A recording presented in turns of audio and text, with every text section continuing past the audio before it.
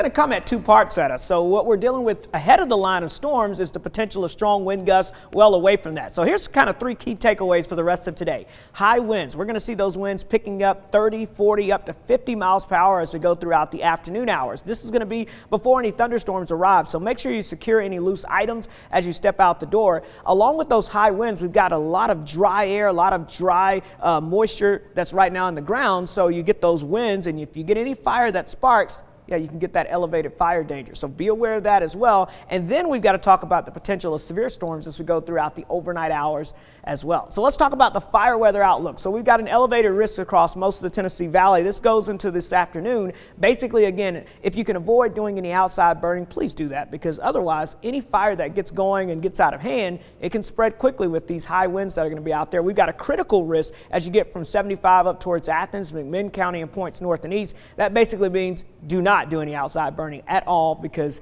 conditions are just right for that fire to spread. Let me show you the current highest wind gusts we've seen, because we're starting to see these winds already pick up this afternoon, up to 25 in Chattanooga, up to 30 in Dayton, but look at this, close to 40 already along the plateau there in Mont Eagle. So the winds are beginning to pick up, and they will continue to increase as we go throughout the afternoon hours. So the entire Tennessee Valley under a wind advisory. That's here in the tan shaded area. Winds sustained, that's constantly blowing 20 to 35 miles per hour this afternoon, but we're going to see some gusts 45 to 55 miles per hour. And then in the higher elevations, we've got a high wind warning where we're going to see gusts up to 90 miles per hour in the yellow shaded area, including eastern portions of Monroe County.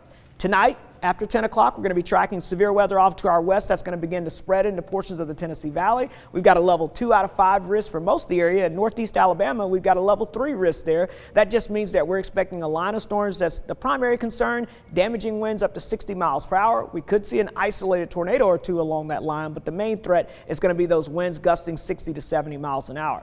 Temperatures warming up ahead of that system, upper 60s to near 70 as we go throughout the afternoon, near 80 later on today. Warm and windy out there. And then notice later on this evening after 10 o'clock, that's when the thunderstorms will move in. Coming up, I have the latest futurecast. We're going to walk you through this hour by hour when that line moves through and what you can expect as we head towards the weekend. Latrice?